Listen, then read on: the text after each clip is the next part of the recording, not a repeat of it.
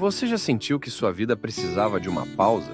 Que seu coração busca por respostas, mas não sabe por onde começar? Caminho da Fé, Descobertas na Estrada da Alma. Não é apenas um livro, é uma jornada, uma história real de superação, fé e transformação que vai inspirar você a dar o próximo passo na sua vida.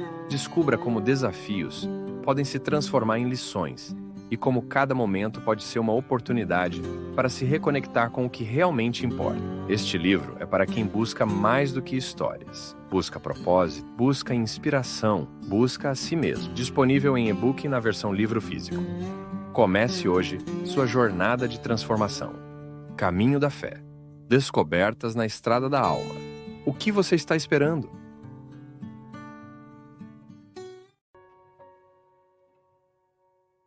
Que o primeiro passo para a gente se transformar na pessoa errada é a gente estar no lugar errado.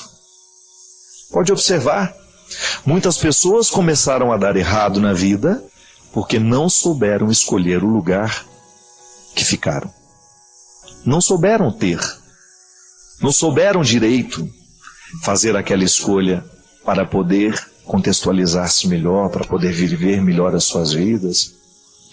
Então, refletir a vida é a gente, de alguma maneira, ajudar a diminuir essas contradições. A experiência humana, ela se dá o tempo todo a partir da contradição. A vida é cheia de contradições. A existência humana é o território onde as contradições estão todas presentes. E eu creio que o desafio de toda pessoa é diminuir essas contradições. Primeiro, reconhecê-las. Sabe que é um grande problema quando a gente já não consegue mais reconhecer as contradições que estão presentes na nossa vida? Todo mundo tem.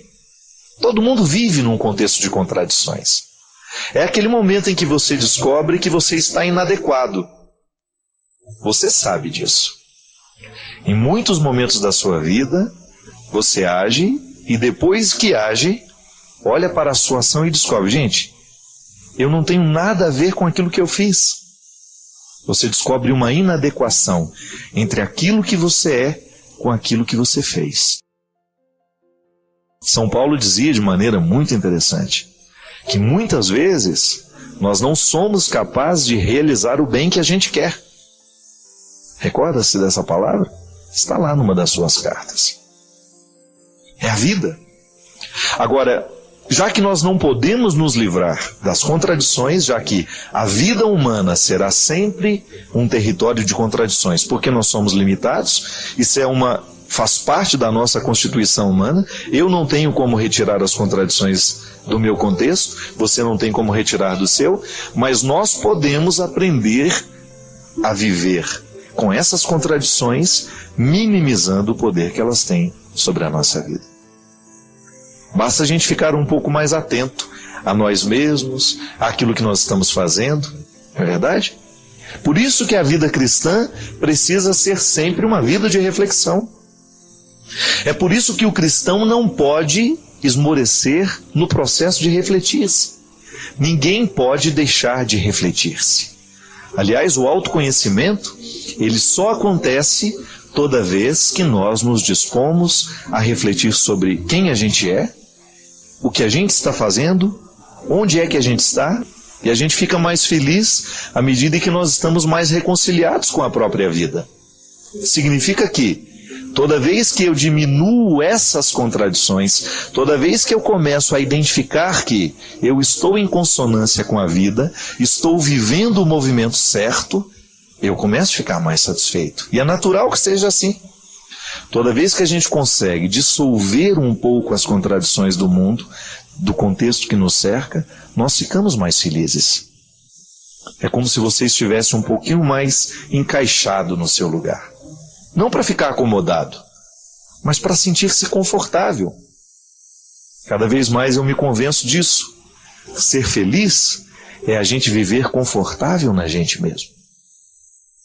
É você estar satisfeito, sendo quem você é, fazendo o que você está fazendo, estando ao lado de quem você está, acreditando no que você acredita, trabalhando onde você realmente se identifica. É assim que a gente diminui as contradições, né? Quando você descobre que você pode ser melhor, que você não precisa viver essas contradições o tempo todo, que você pode buscar uma coerência maior e que o processo de crescimento ele consiste em você iluminar constantemente a sua vida para você identificar onde é que estão as suas incoerências e a partir dali você fazer uma mudança. Um exemplo. Quantas vezes você fica inadequado com uma pessoa? Você sente que está desagradável estar com aquela pessoa? Alguma coisa de errado existe entre você e ela. Existe uma inadequação. Nós, quando somos cristãos e nos pautamos na verdade de Jesus, que acreditamos que o amor é que é a solução para o mundo, o que nós vamos fazer? Diminuir esse processo de incoerência dentro de nós. Vamos tentar melhorar. Vou dar passos, vou fazer esforços para que eu possa ter uma convivência com a pessoa que está do meu lado. Você já imaginou se toda vez a gente levasse isso a sério, o nosso local de trabalho seria tão melhor, não é verdade?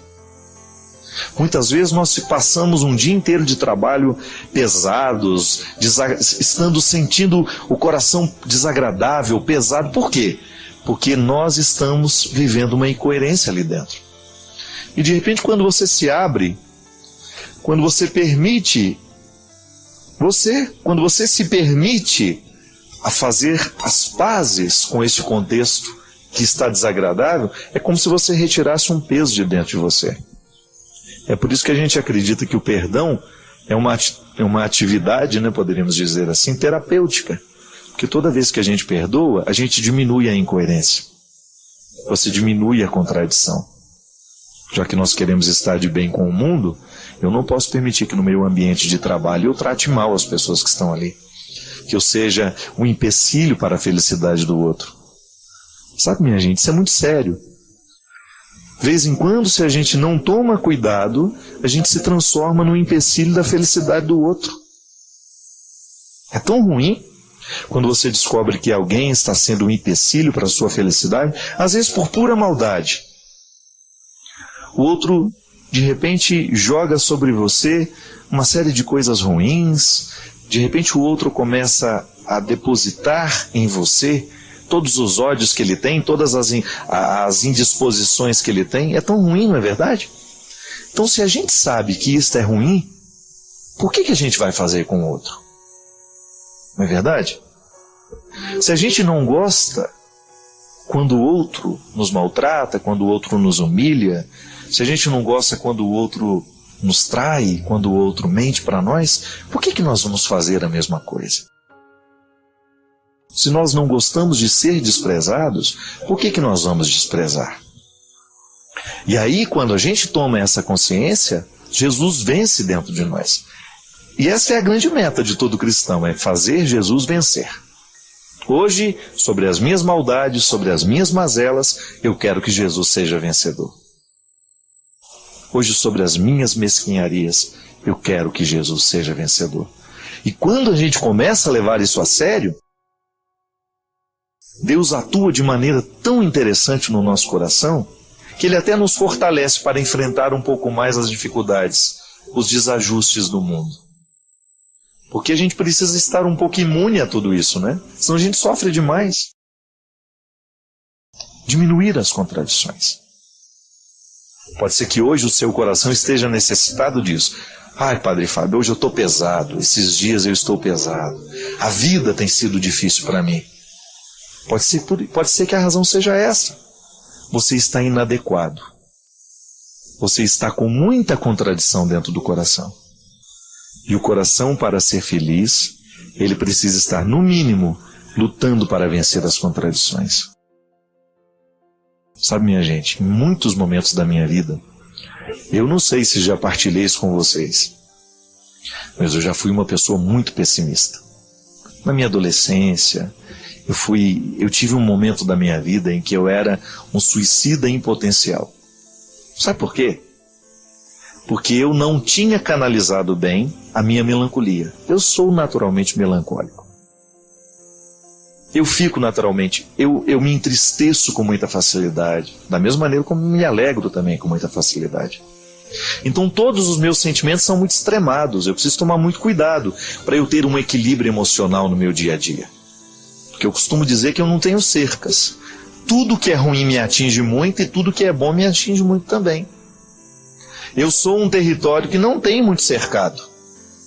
Tudo chega com muita força sobre mim. Eu precisei e estou precisando o tempo todo aprender a lidar com esse meu jeito de ser. Mas eu identifico que hoje, nesse tempo da minha vida, nesses últimos anos, Deus tem me dado uma graça muito grande de aprender a lidar com tudo isso. Porque eu sinto que eu preciso o tempo todo reconciliar essas contradições no meu coração.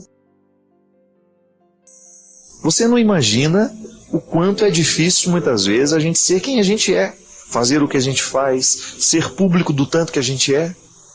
É uma carga muito pesada, muita expectativa, é muita gente que espera demais de mim. Eu fico pensando, se eu não tiver este equilíbrio hoje, se Deus não for o centro da minha vida, fica muito difícil viver. Aí eu deixo de dar a minha melhor parte.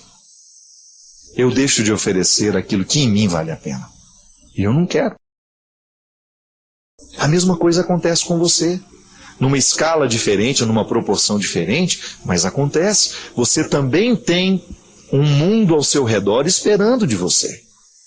Você também tem que dar conta da sua vida, dar conta de ser quem você é, de fazer o que os outros esperam que você faça, de corresponder muitas vezes às expectativas dos outros, e você muitas vezes se sente pesado para dar conta de tudo isso.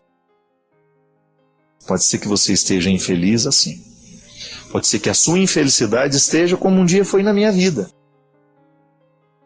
Porque você está num processo de contradição e você precisa resolver isso. Não tenha medo de olhar para você mesmo. Enfrente-se. Lide com suas carências, lide bem com suas mazelas. O primeiro passo para vencer é reconhecer que perdeu. É o primeiro passo que a gente precisa dar na direção da vitória, é reconhecer que a gente está perdido. Que a gente não deu o que tinha que dar. Que a gente não se empenhou o tanto que tinha que se empenhar. E aí, Deus brota com muita força no nosso coração, sabe por quê? Deus prefere os honestos. Por pior que seja o seu estado, por pior que esteja hoje o seu coração, se você se aproxima com honestidade diante de Deus, tenha certeza que você será muito bem recebido por Ele. Porque Deus gosta de gente assim, verdadeira, sem máscaras, sem hipocrisias. Tem contradições aí no seu coração? Não se preocupe.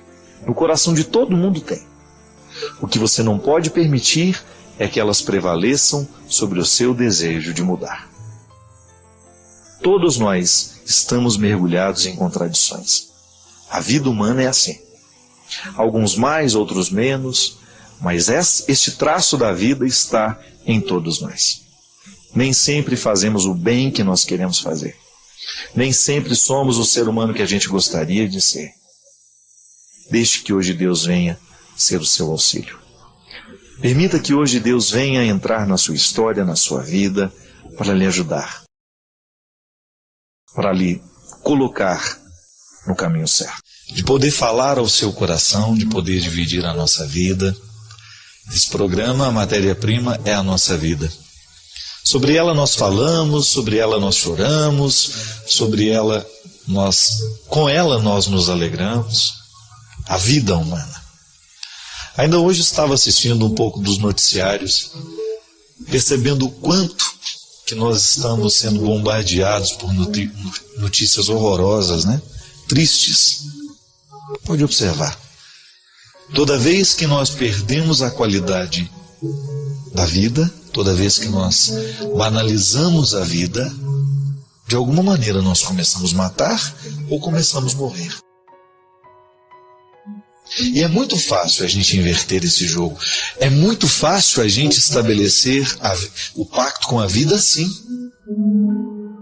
Nesse caminho tortuoso de morte e de assassinatos.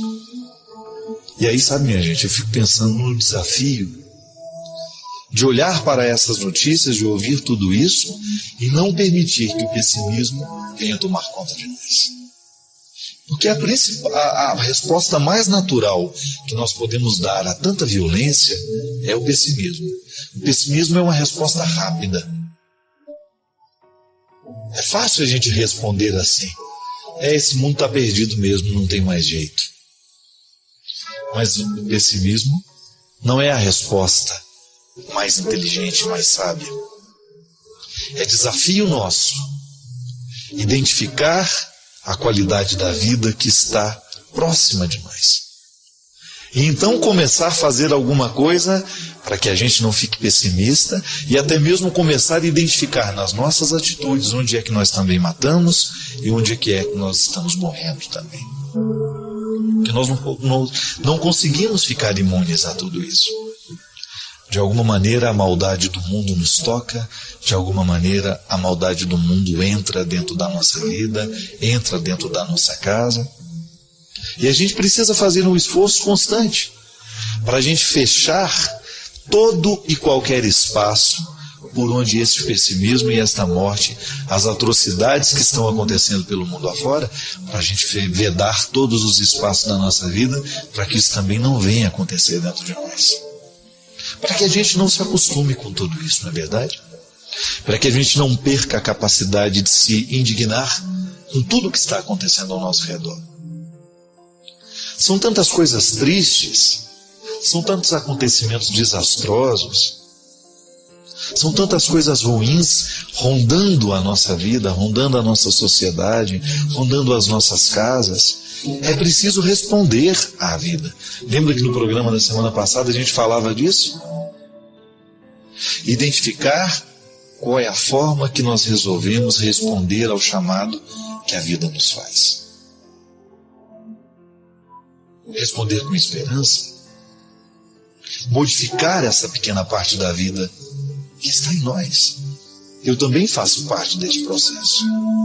Tenho muito medo de também ser alguém que constrói a violência sem perceber que está construindo. Porque nós temos a violência velada, né?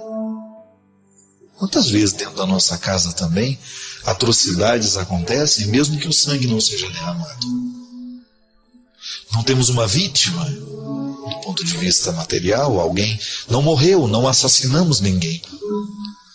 Mas a violência velada, aquela atitude violenta, muitas vezes silenciosa, quando nós começamos a tramar contra o outro, quando nós começamos a permitir que a nossa maldade venha atingir o outro, ou que o nosso pessimismo venha prejudicar o outro, que venha tomar conta do nosso espaço, quando você perde a qualidade da vida, quando você alimenta essa pequena dose de violência velada, não esclarecida, porque às vezes existem alguns violentos que estão sorrindo para nós. Você já deve ter sido vítima de violências assim, veladas. A pessoa estava sorrindo para você, mas ao mesmo tempo estava lhe fazendo um mal terrível. Isso é muito comum. Quantas pessoas maldosas estão sorrindo para nós, estão nos oferecendo o seu veneno, sem que a gente perceba. E é aí que a gente precisa ter essa astúcia, né? Precisamos ser muito astutos para identificar essa violência que pode bater na porta da nossa vida, que pode estar insistindo em prevalecer sobre nós. E aí você começa a tornar-se um pouco mais consciente, eu também. Não temos o direito, não temos, é obrigação nossa, é o nosso compromisso com a vida.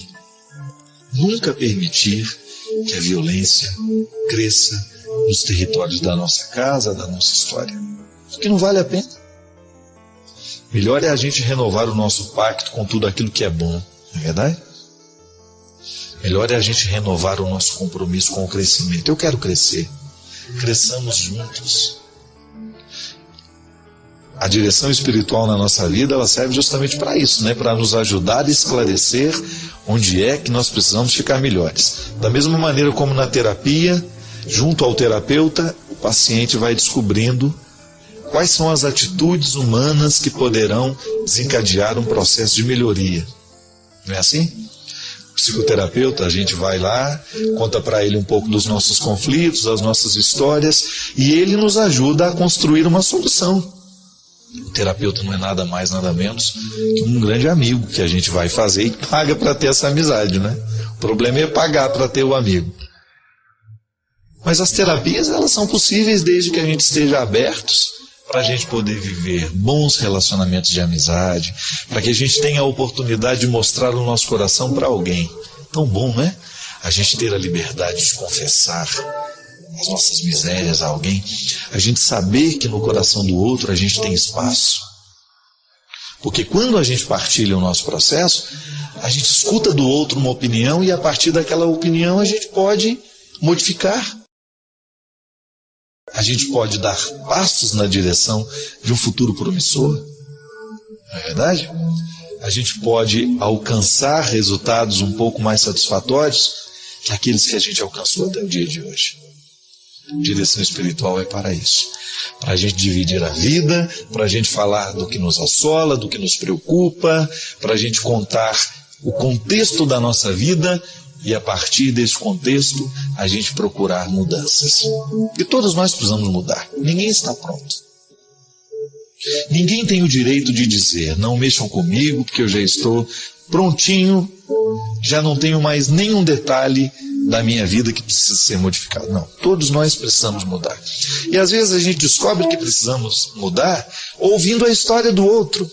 Por isso que é bom conversar, né? Você sabe que a filosofia nasceu assim? Numa praça onde as pessoas iam trocar mercadorias. É a famosa praça grega chamada Ágora. Ágora era o lugar onde as pessoas se encontravam para trocar as mercadorias. Tinha uma galinha, né? O outro devia ter um porco. Chegava e falava, eu te dou a galinha, você me dá o porco. Mas junto dessa mercadoria existia uma troca de experiências. Trocavam-se as mercadorias, mas aí devia perguntar, depois que trocou a galinha pelo porco, fala, e aí, compadre, como é que estão as coisas? Né? E aí a verdadeira troca acontecia. A filosofia nasceu assim. Num contexto onde as pessoas trocavam experiências.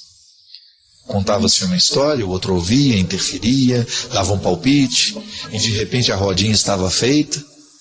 E a vida era a matéria-prima a ser trocada. Ágora, a praça grega, nos inspira isso também. Não é para fazer fofoca não, viu? É para a gente trocar e partilhar a vida. Não falar da vida dos outros, mas falar da nossa vida. Tem gente que é especialista em falar do outro, né?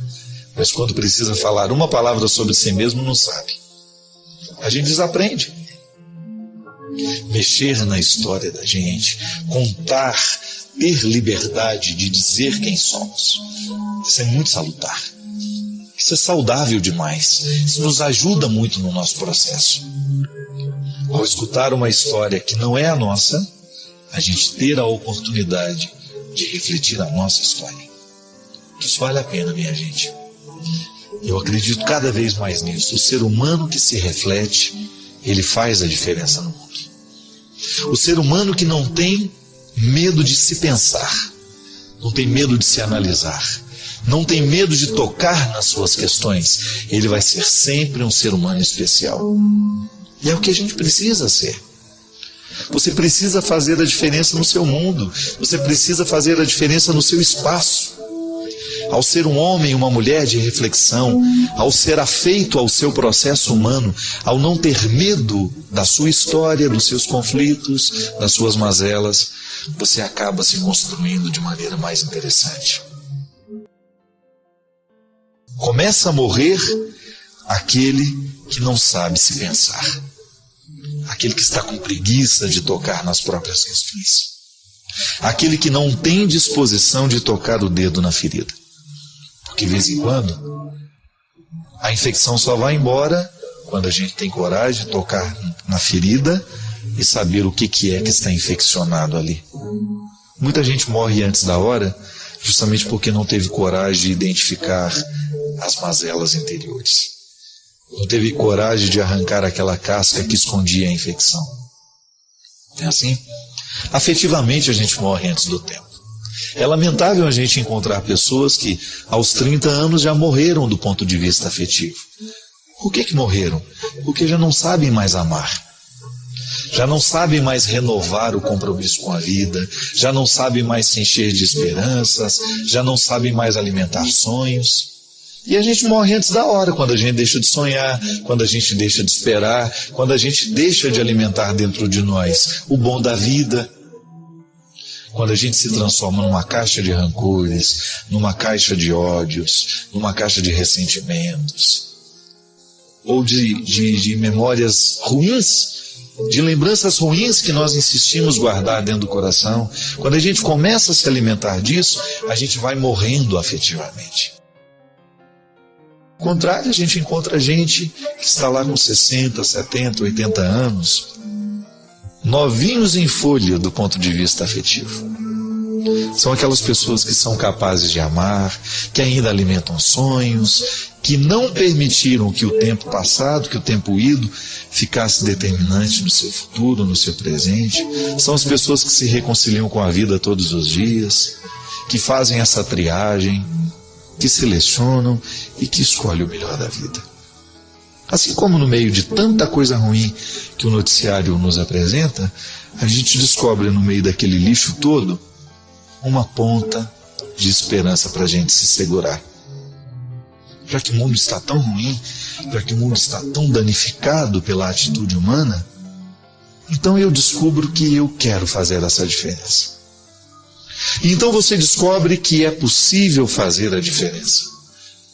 Já que o mundo está cheio de notícias tristes, eu quero causar boas notícias para o mundo, ainda que elas não sejam televisionadas, ainda que elas não ganhem as manchetes, ainda que elas não ganhem as revistas, ainda que elas não ganhem os noticiários.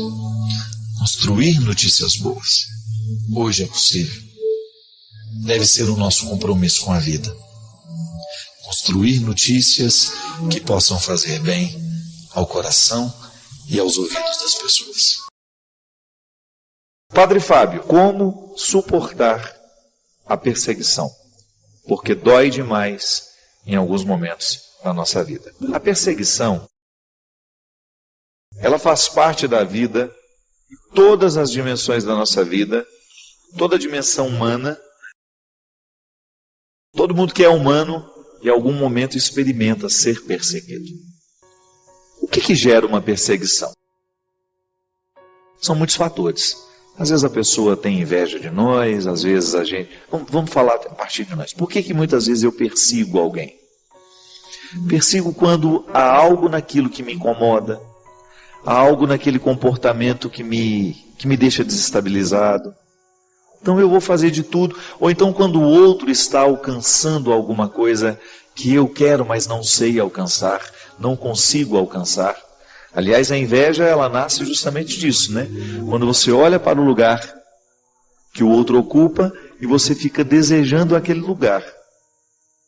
E aí muitas vezes eu assumo uma postura mesquinha de persegui-lo, de falar mal, de fazer isso e aquilo. Minha filha, em se tratando de vida cristã, o grande desafio da vida cristã é nos tornar parecidos com Jesus. Esse é o projeto. Eu quero olhar para o Cristo e quero ter dele a personalidade, eu quero ter dele a palavra, eu quero ter dele a atitude, o jeito de ser. E isso, quando vira uma atitude concreta, é claro que você vai incomodar.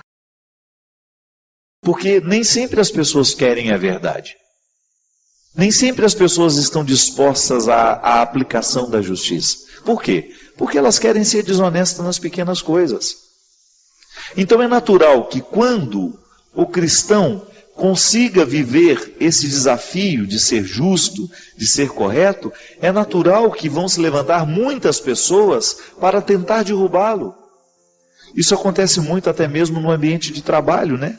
Quando você descobre que lá existe um processo de desonestidade e você quer quebrar aquilo, você muitas vezes é até ameaçado de morte. Quantas vezes, minha gente? Eu já acompanhei situações assim, de pessoas que precisaram deixar um ambiente de trabalho, porque descobriram falcatruas que eram praticadas por pessoas que ali trabalhavam, e que ela, por uma questão ética, moral, de verdade mesmo, não posso ser conivente com isso.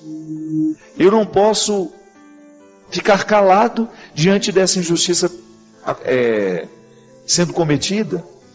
E aí, no momento em que quer quebrar aquela cadeia de injustiça, até mesmo ameaçada de morte, humilhada, perseguida.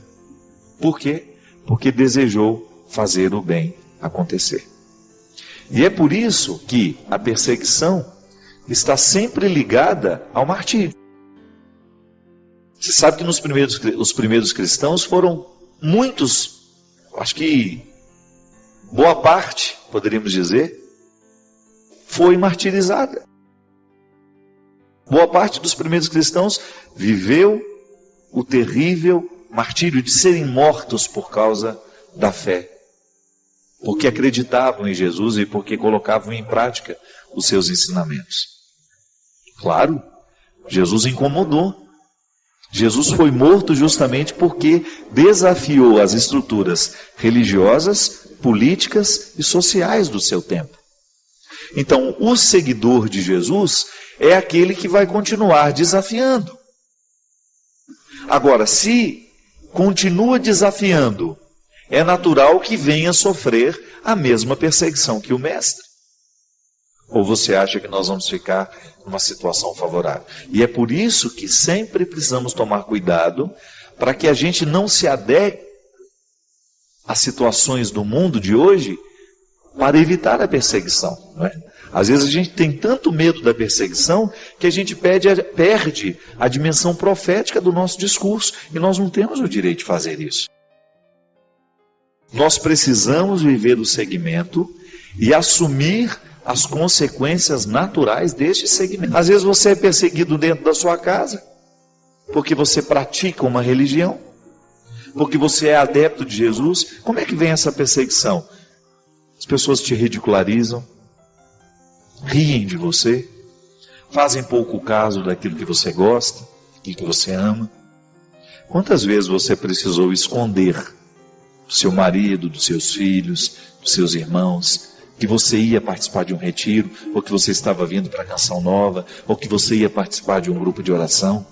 Quantas pessoas eu conheço que não podem contar que estão indo para a igreja, porque são ridicularizadas em casa? Isso é perseguição. É diferente, mudou. Hoje ninguém nos proíbe mais de ser cristãos. Aqui no Brasil, por exemplo, ninguém nos proíbe disso. Pode ser que em outros lugares do mundo essa perseguição ainda aconteça. E lá ainda exista a necessidade do martírio de sangue. Isso é, eu perco a minha vida para poder dar testemunho da minha fé. Mas hoje a perseguição que a gente vive é diferente. Ela passa por outros âmbitos sociais. Então ao defender que eu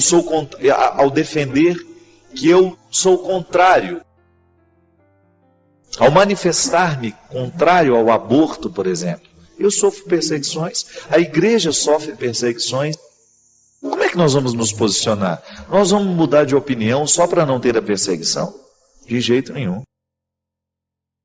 Podemos até ter posicionamentos absolutamente contrários a tudo e a todos.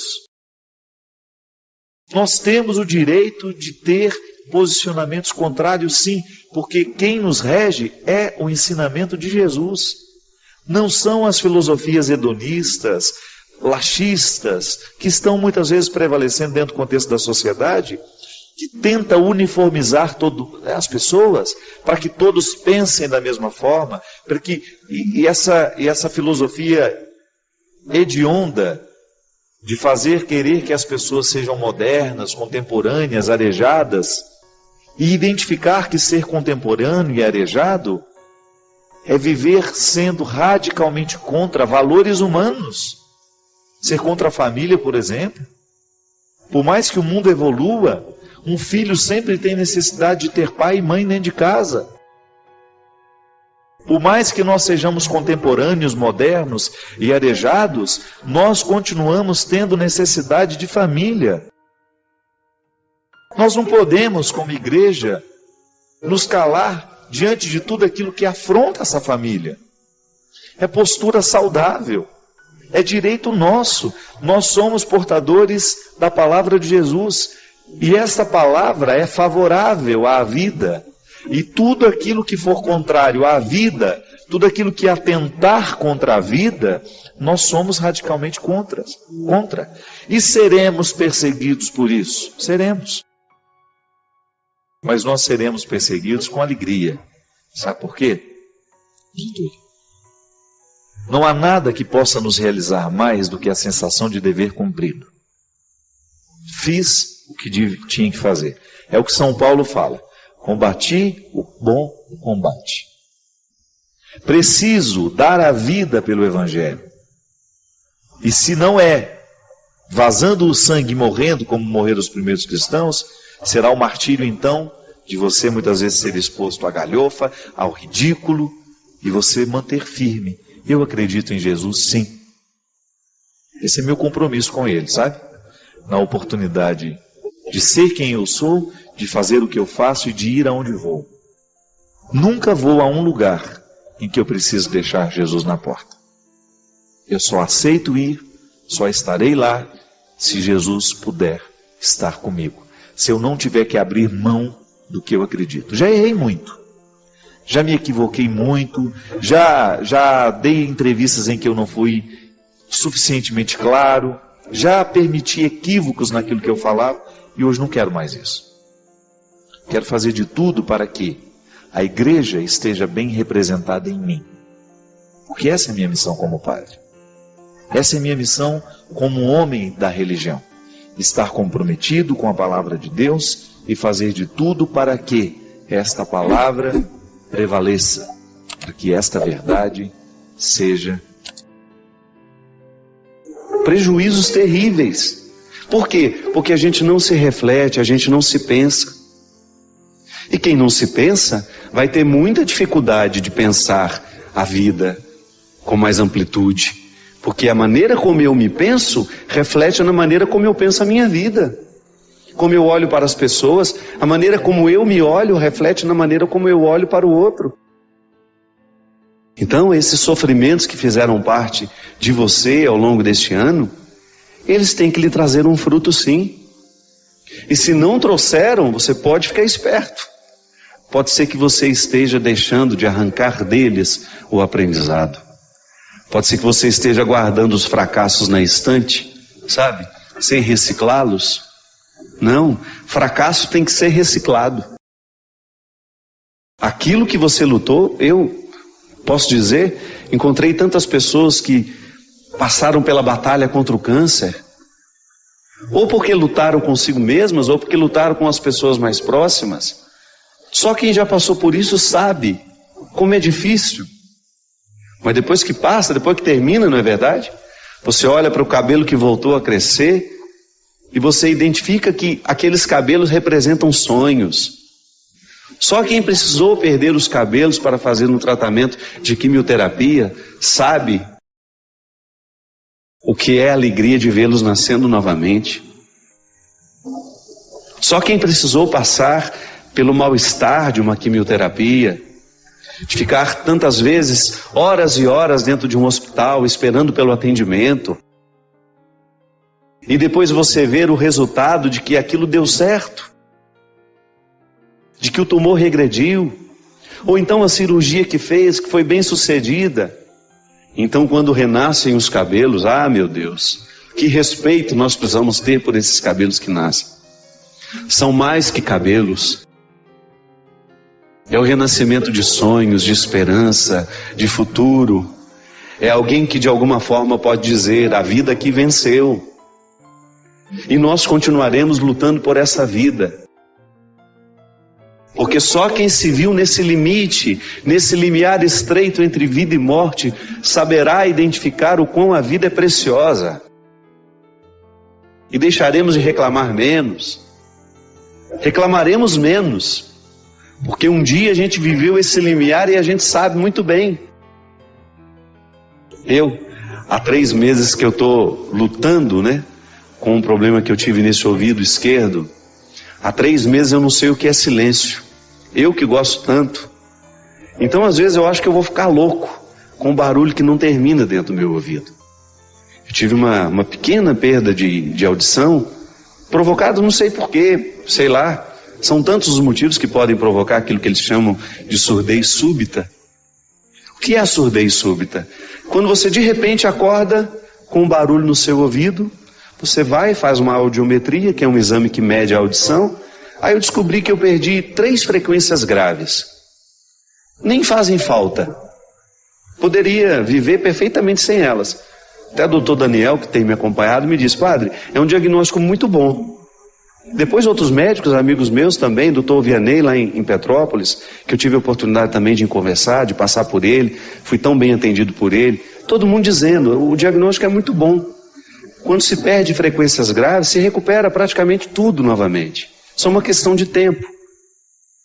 Mas o problema, minha gente, não é essa bendita frequência grave que eu perdi, não. O problema é conviver com esse barulho, esse zumbido, dia e noite. Sabe quando você deita para dormir cansado? E você não consegue dormir porque aquele barulho te perturba, te perturba, te perturba. E ontem, graças a Deus, eu tive assim um dia tranquilo. Foi o primeiro dia em que eu posso dizer que o zumbido não ficou o tempo todo. Foi o primeiro dia em que eu tive a oportunidade de voltar a saborear alguns momentos de silêncio. Ele não foi embora, está aqui. Vai, volta, fica baixinho, fica mais alto. Mas ontem, eu vivi um dia inteiro naquele silêncio que eu gosto, que me faz bem. Você não pode imaginar de como eu valorizei aquilo. Você não pode imaginar de como para mim foi gratificante ter a oportunidade de valorizar uma situação que às vezes passa despercebido, porque eu me acostumei com ela. Então, como agora eu estou tendo de conviver com um barulho no meu ouvido, e se Deus quiser, vou dar um jeito de curar isso, né? Ou pelo menos diminuir isso, para eu não ficar louco, né? Senão a gente fica louco, a gente não consegue se concentrar, tudo fica mais penoso, a gente fica mais cansado, menos paciente com as coisas. Então, sabe, quando você experimenta aquilo que antes você tinha e não sabia valorizar. Se Deus me der a graça de ser curado disso, você pode ter certeza que eu nunca mais vou interpretar o silêncio da mesma forma. Porque passar 3 meses com esse barulho o tempo todo no seu ouvido não é brincadeira. Então, quando eu tiver a oportunidade, como eu tive ontem, temporária, mas tive, de voltar a experimentar o silêncio, eu quero saborear aquilo com todas as forças da minha alma. Porque para isso serve o sofrimento. Por isso que eu estou lhe dizendo, o que lhe aborreceu ao longo desse ano? O que foi penoso para você? Eu dei meu testemunho, falei o testemunho da Ângela, a minha história é tão pequenininha, perto de tantos sofrimentos que a gente teve. A gente teve a Célia, nossa amiga aqui, que trabalha conosco, que enfrentou o ano passado, um pouco esse ano também, né, Célia? Ainda na continuidade do tratamento, né? 2010, 2011, continua em tratamento. A Célia sabe, nós vimos quando os cabelos da Célia caíram e depois vimos a alegria quando nasceram. Está aqui trabalhando, feliz da vida, levando a mãe dela por onde vai, com amor, com carinho. Mostra a Célia para nós, essa menina tão especial, tão cheia de Deus, que foi um testemunho para nós aqui, para quem esteve ao lado dela. Então, para a gente poder ter o direito de cantar essa música, hoje eu livre sou.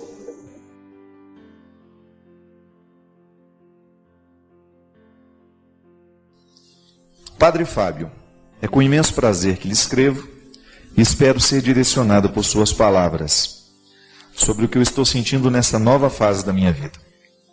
Na verdade, eu considero o que eu estou vivendo hoje como uma crise existencial. Eu me sinto como se estivesse perdendo o brilho e a vivacidade do tempo em que eu tinha 20 anos. Agora, na fase dos 50, é duro enfrentar as dificuldades da vida. E isso está influenciando o meu relacionamento com meu marido. Padre, como posso enfrentar essa fase da idade? Sou de Manaus. O nome dela é Darcy. Darcy, minha filha, o processo do envelhecimento na vida humana, ele tem que ser preparado dia a dia, né? Eu sempre digo que a gente tem que tomar muito cuidado com o que a gente é na juventude, porque o que a gente é na juventude vai ser acentuado na velhice. Então é bom, porque as qualidades ficam ainda mais qualificadas, né? Os dons da juventude, sobretudo os dons intelectuais, aqueles que você buscou, a maturidade, ela traz uma maravilhosa forma de compreender o mundo, né? A inteligência fica mais aguçada, a sabedoria parece que acampa um pouco mais. Tanto é que o bom escritor é o escritor envelhecido, né? A gente sabe, e algumas pessoas levam isso muito a sério, que é muito perigoso escrever um livro na juventude. Porque os pensamentos da juventude, as opiniões da juventude tendem a mudar muito. E depois você tem até vergonha do que você disse na juventude. Só que qualificar essas qualidades, a gente precisa tomar cuidado para que na administração do tempo que passa, nós tenhamos condições de fazer o que é bom, ficar melhor ainda, mas a gente precisa tomar muito cuidado para o avesso que também acontece, que é justamente os defeitos da juventude vão ficar todos muito acentuados na velhice. Então, olhe para você como você é hoje. Se você já é uma pessoa difícil, prepare-se para lutar com você, não contra você, é com você. Prepare-se para essa luta, para você diminuir cada vez mais o que é pesado para você agora, do seu jeito de ser, dar um jeito de livrar-se dos seus excessos, de tudo aquilo que lhe prejudica como pessoa, porque isso sem dúvida vai custar muito caro na velhice. Eu não sei se o que você chama de crise existencial, Darcy, seja essa incapacidade de administrar os defeitos que hoje pesam um pouco mais. As inseguranças, que são próprias da vida, né? A gente sabe que a velhice, ela vai nos colocando num ciclo muito semelhante à infância. As inseguranças que são próprias do início da vida, elas estão todas lá no final. Eu até tenho uma personagem no meu livro, Mulheres de Aço e de Flores, que ela fala justamente isso. Eu ando necessitada das mesmas coisas que os recém-nascidos, só não tem coragem de pedir. Não é assim? Você não encontra muitas vezes pessoas de idade necessitadas das mesmas coisas que os recém-nascidos. Só que elas não têm coragem de pedir. Eu vejo isso na minha velhinha lá em casa. Como ela está mais frágil, está mais insegura, situações que ela antes sabia administrar um pouco melhor sozinha, já não sabe mais. Então esse assessoramento a gente precisa dar. Agora, eu e você, Darcy, nós vamos estar muito atentos para a gente poder viver essas fases que são diferentes da vida, tendo consciência delas. Porque não é nenhum problema a gente sofrer de inseguranças, mas a gente precisa ter consciência. É engraçado isso. Todo e qualquer problema na vida fica menos pesado quando nós temos consciência dele. Por quê? Porque a consciência é um instrumental que a gente usa a favor. Se você não tem consciência do seu defeito, se você o nega o tempo todo, vai ser difícil para quem está do seu lado, mas vai ser difícil sobretudo para você em saber lidar com esse defeito. Porque você não o trouxe à consciência. O que é a consciência? É essa luz que fica acesa dentro de nós para poder nos ajudar a identificar quem somos, o que nós pensamos, o que a gente fez. Quando eu digo, eu não tive consciência de que te prejudiquei. O que é isso? O que eu estou dizendo? Faltou esclarecimento pessoal para entender que a minha ação era prejudicial. E às vezes a gente faz isso mesmo. Mas a partir do momento que eu sei que eu prejudiquei, acendeu a consciência. Então, porque eu já tenho consciência que prejudiquei, eu não posso continuar prejudicando. Eu tenho que fazer de tudo para evitar que aquilo aconteça novamente. E é por isso que o crescimento pessoal está diretamente ligado à capacidade da pessoa ser consciente dos seus atos. Isso é interessante porque entra até na teologia do pecado. O que é o pecado? É aquilo que já está esclarecido pela consciência de que é um erro. Então a gente muitas vezes comete um pecado sem saber que estava pecando, porque não estava pecando. Se você não teve consciência do ato, é por isso que a gente é ensinado desde pequeno a respeitar as ordens, a obedecer os pais, a obedecer as regras. Porque depois que a gente sabe o que é certo e o que é errado, torna-se um erro, um pecado, digamos assim. Você infringir aquela regra. Mas enquanto você não sabe, não é nenhum pecado, não tem atribuição de culpa. Pode até ter atribuição de responsabilidade. Mas a partir do momento que você sabe que você vai ter que agir diferente, porque antes você tinha o desconhecimento.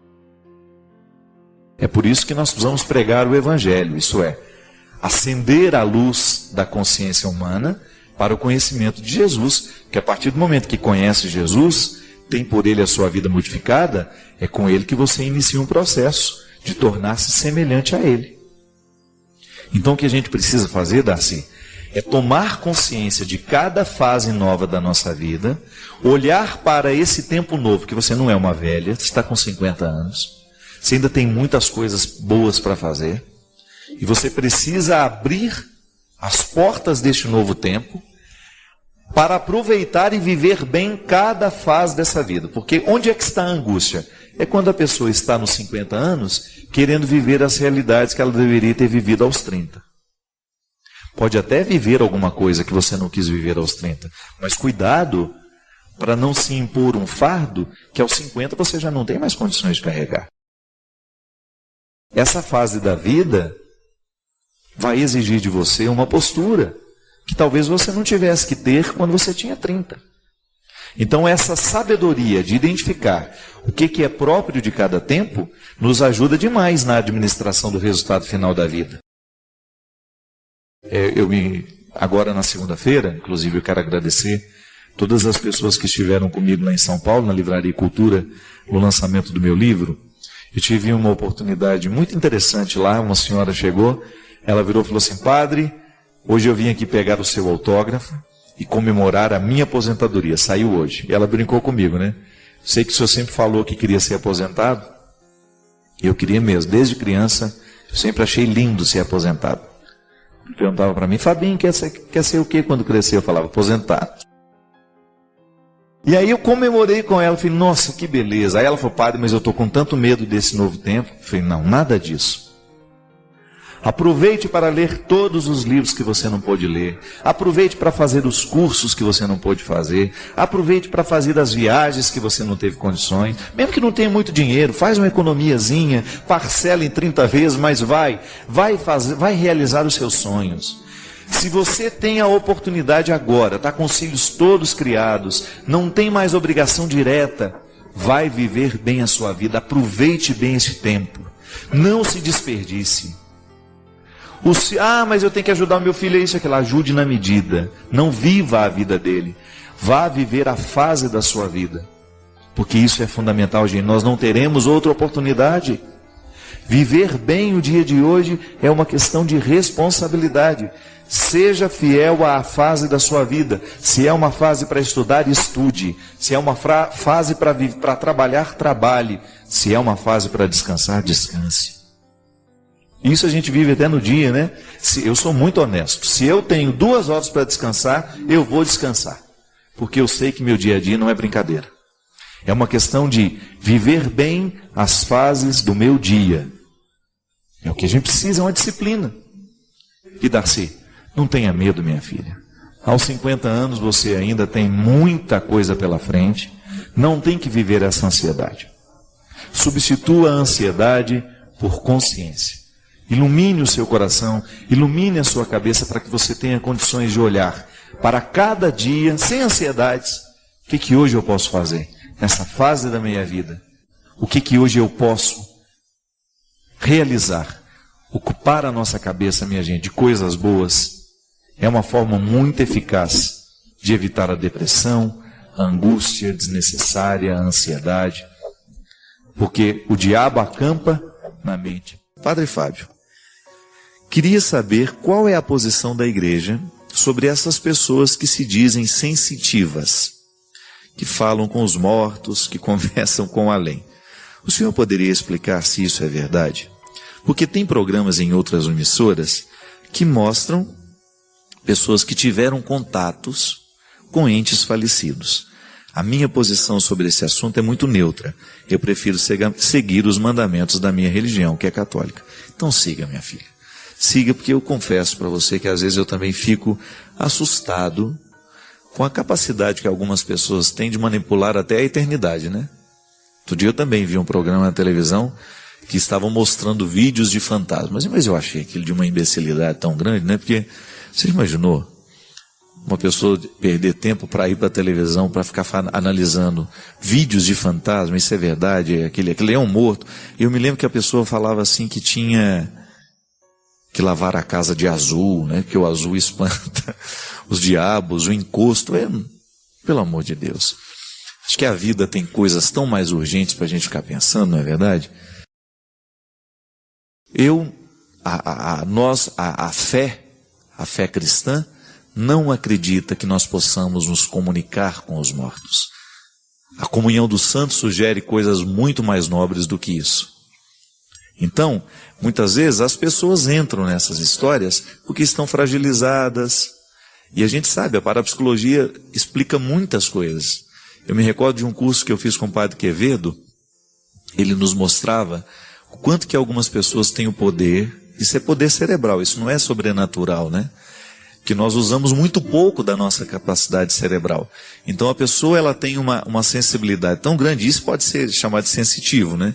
Ela tem uma sensibilidade tão grande que ela é capaz de entrar na cabeça da pessoa que está diante dela, conhecer a letra daquele ente querido que ela perdeu e escrever com a letra tal qual aquela pessoa. Digamos, a mãe está diante de mim, eu sou o sensitivo. Digamos assim, vou dar o exemplo. A mãe perdeu um filho. A minha capacidade cerebral é tão aguda que eu entro dentro do pensamento daquela mulher, através de nomes específicos lá que o Padre Quevedo sabe dar, eu não sei. E ela é capaz de conhecer a letra do menino que morreu. E esta que tem a sensibilidade escreve com a letra. Como muitas vezes essas pessoas são simples, minha gente, não tem nem o conhecimento da parapsicologia, o que elas vão dizer? Que isso é um dom de contato com os mortos. E isso muitas vezes não é nada mais, nada menos do que um cérebro mais evoluído. Isso, o Padre Quevedo mostrava isso, dentro dos cursos que ele dava. A capacidade que ele tem de mover um objeto de lugar, mostrava vídeos mesmo. Só que quando as pessoas simples pegam esses vídeos, não têm conhecimento da parapsicologia, o que vai entender? Isso é um fantasma, isso é isso, isso é aquilo. Mas a vida é muito mais do que... A vida é boa demais para a gente ficar perdendo tempo com essas coisas, não é verdade? Eu particularmente não gostaria de ficar sabendo nada lá do outro lado, porque vai tirar a minha espera. Não é?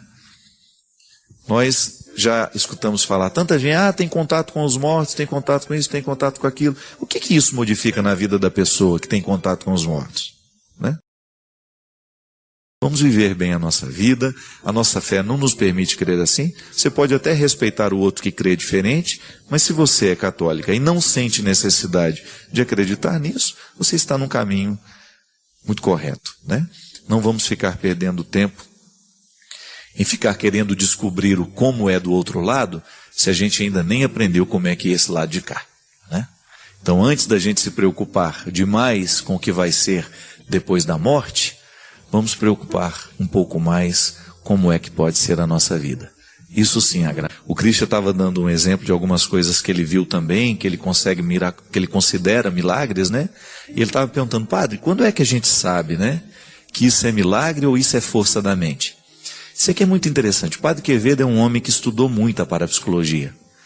Mas eu me recordo que naquela semana que o Padre Quevedo ficou conosco lá em Taubaté, porque ele deu esse curso na faculdade, a gente descobriu um outro lado do Padre Quevedo que a gente não conhece, porque a gente não convivia com ele, né? Só via o Padre Quevedo da televisão. Eu ficava impressionado do quanto que aquele homem era um homem de oração. O quanto, vira e mexe, dava uma folguinha lá nos intervalos, eu o via lá diante do sacrário, fazendo as suas orações, as laudes, né, que são as orações obrigatórias de todos os religiosos e padres, ele lá com seu breviário, rezando todas as horas que tinha que rezar. E eu descobri, Cristo, foi muito interessante porque o Padre Quevedo é um místico, é um ser humano um homem muito ligado, de uma sensibilidade muito aguda, muito aguçada para a percepção do sagrado. Só que ele tem um conhecimento científico também, é um homem que estuda o poder da mente o tempo todo. Então ele está sempre evoluindo e conhecendo, buscando recursos para esse conhecimento. Mas ele, da mesma maneira, com a mesma intensidade que ele busca esse conhecimento teórico, né, sobre a mente humana, ele também mergulha na sua experiência de Deus. Ele é um padre. E ele dizia isso para nós. Ele fala assim: eu já vi muitos milagres no mundo. Muitas vezes nós nos prendemos a essas coisas bobas, a essas manifestações que não passam de poderes de mente, poderes de uma mente mais evoluída, e o verdadeiro milagre nós não chegamos a conhecer. Um exemplo disso ele disse que uma das coisas mais bonitas que ele viu na vida, que a ciência jamais conseguiu explicar, por mais que tentasse, até mesmo a NASA, né, com todas as suas pesquisas, é justamente a imagem de Guadalupe, a imagem de Nossa Senhora de Guadalupe. E eu fiquei muito interessado na época e comecei a ler tudo que eu podia sobre o fenômeno, né, daquele manto, daquela imagem que está gravada, é uma pintura, né? Mas o que é mais interessante naquilo lá, e o Padre Quevedo dizia para nós, aquelas cores que você vê na imagem de Nossa Senhora que está ali, que foi justamente o índio, né, que estava levando as flores no tempo de inverno, né?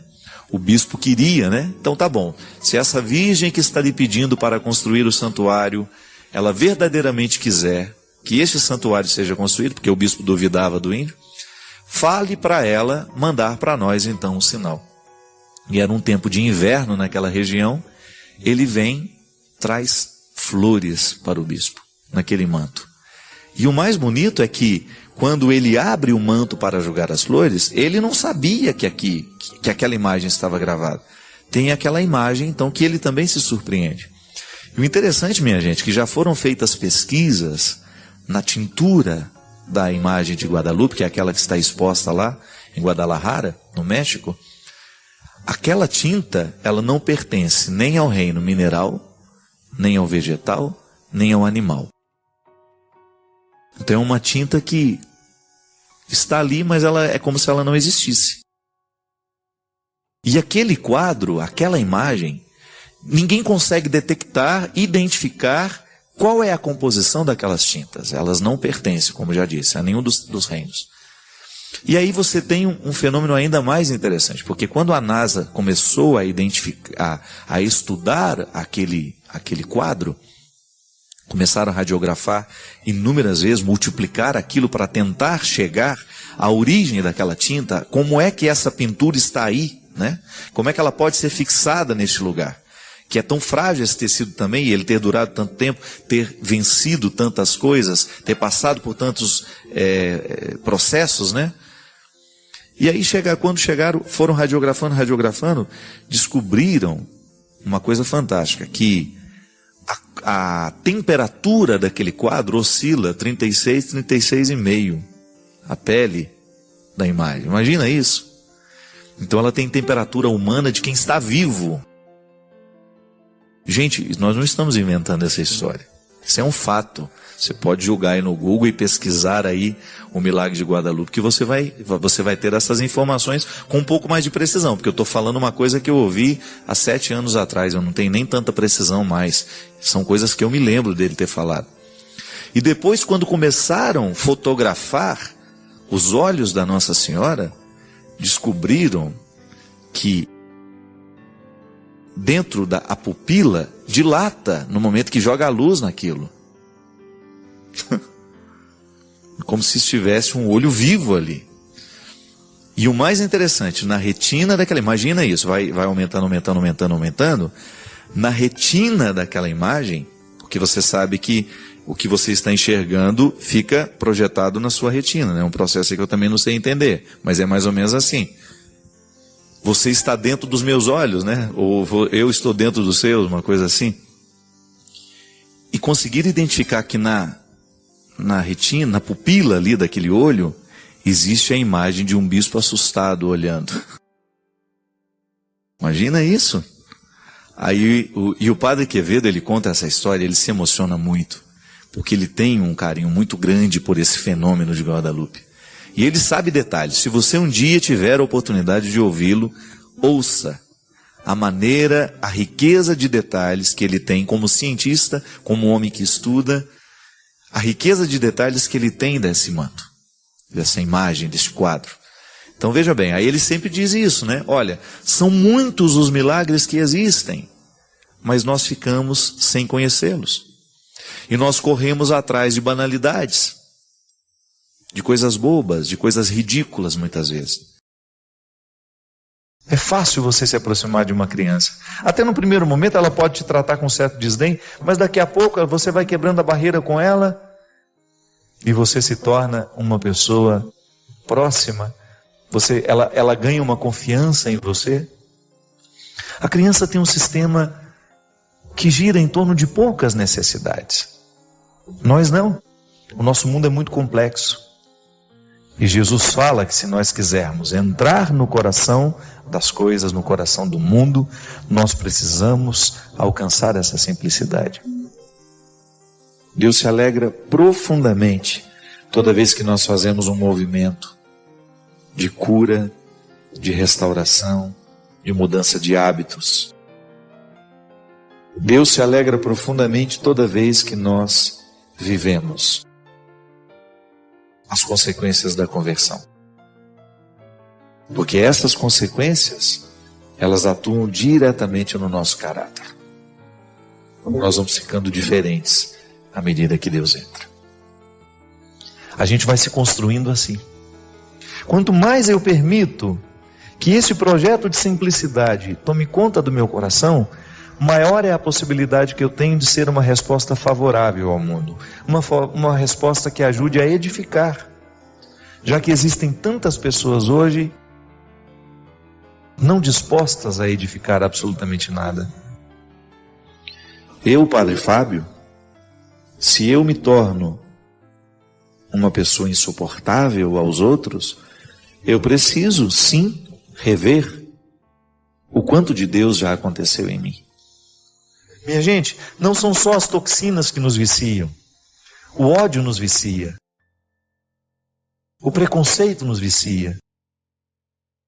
Às vezes nós não temos coragem de pegar uma arma e matar o outro como aqueles fizeram lá em Paris. Mas a gente mata o outro de outra forma. Matamos com o nosso desprezo, com a nossa arrogância, com a nossa prepotência. Apontamos para o outro de maneira cruel e ainda nos sentimos cristãos por isso.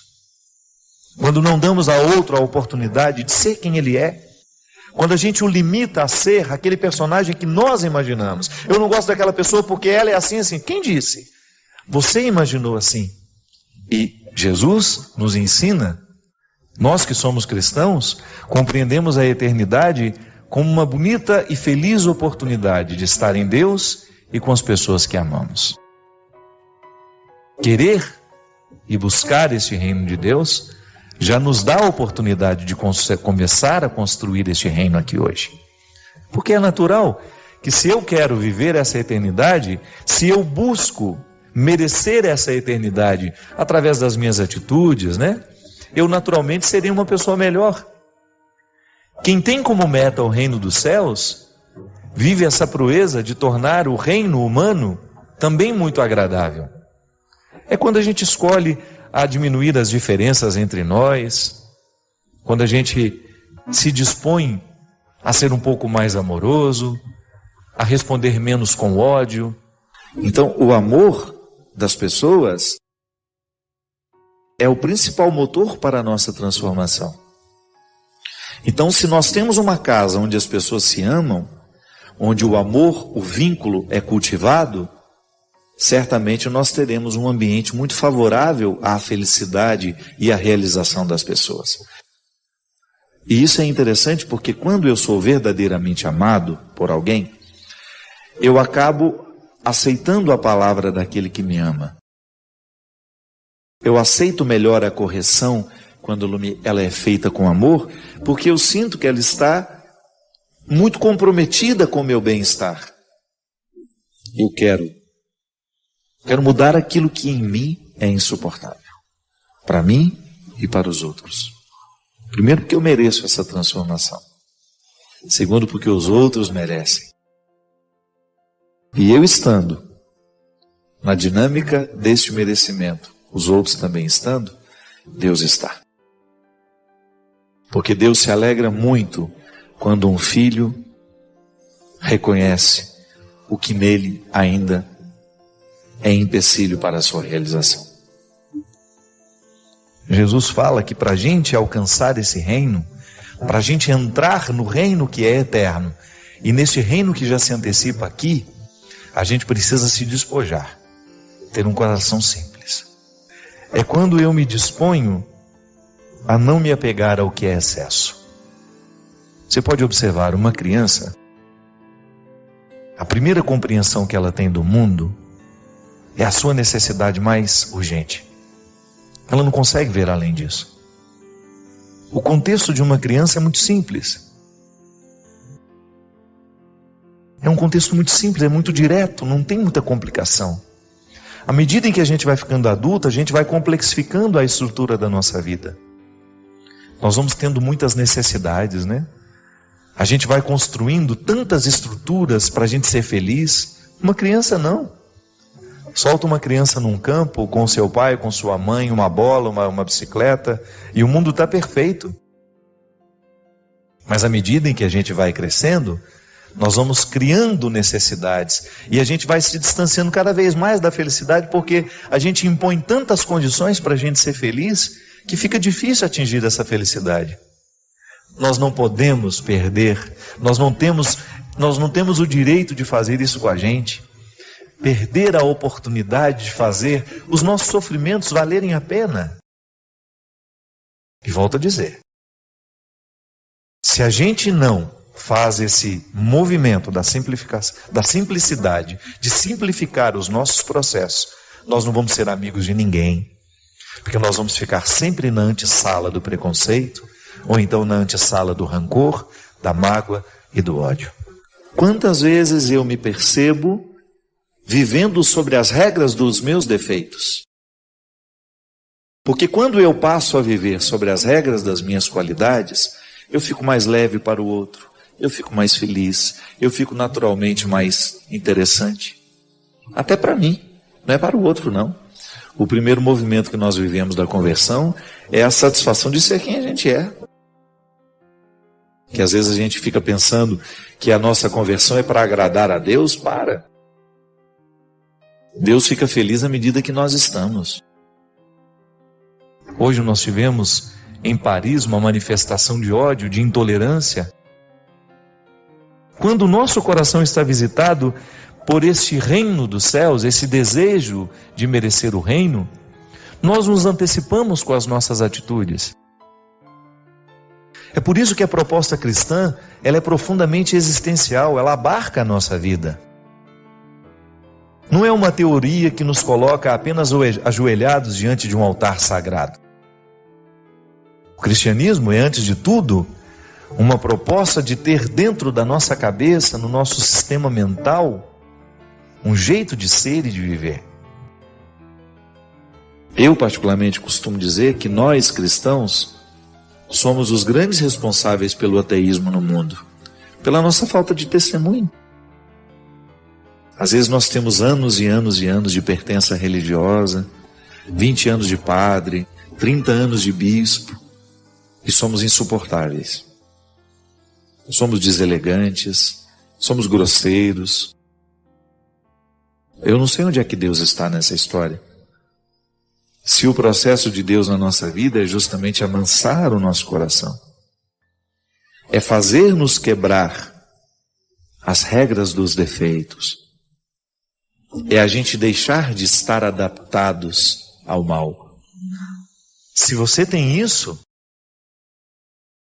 se você se dá o direito de ter isso, de descomplicar, de viver esse despojamento que te faz feliz, então está no caminho certo. Eu acho que essa é a mística que todos nós precisamos viver diariamente. Essa novidade que o ano pode representar, essa oportunidade que a gente tem de acreditar que alguma coisa pode ser diferente. Pode ser um ano maravilhoso, porque ele será maravilhoso não pelo conjunto de material do material que nós vamos alcançar. Não. Pode ser que a gente dê passos atrás, que a gente ganhe menos, que a gente opte por ter menos. Mas se a gente faz um investimento afetivo e espiritual este ano, eu quero que seja um ano onde eu vou amar muito. Eu quero estar presente na vida das pessoas que eu amo. Eu quero estar presente na vida dos meus filhos, dos meus amigos, do meu pai, da minha mãe. Eu quero estar presente na vida dos meus irmãos. Eu quero estar presente na vida dos que trabalham comigo. Eu quero optar por um ano que me faça ser mais criança, ser mais simples, com menos complicações. Volto a dizer, às vezes, dentro da nossa experiência religiosa, essa hipocrisia, ela compromete todo o resultado. Deus às vezes perde a oportunidade de acessar o nosso coração por causa das nossas resistências, ou por causa do cultivo dos nossos vícios. Santo Agostinho dizia que até para a gente se sentir arrependido do erro que comete, nós já precisamos estar sob o influxo da graça. Então vamos pedir isso, que a graça de Deus aconteça hoje no nosso coração, abrindo os nossos olhos para a consciência, para que a gente tenha condições de perceber tudo o que em nós hoje precisa ser tocado pelo amor misericordioso de Jesus. E que a partir desse amor, desta misericórdia, nós possamos voltar ao nosso lugar. Assumir o lugar. Voltar a buscar o que é essencial para que a gente seja o que Deus quer que a gente seja. Ou melhor, para que a gente seja o que Deus sabe que nós podemos ser. E nós temos muitos dias pela frente para fazer essa faxina da alma, fora tudo aquilo que nos impede de viver a vida que realmente podemos viver.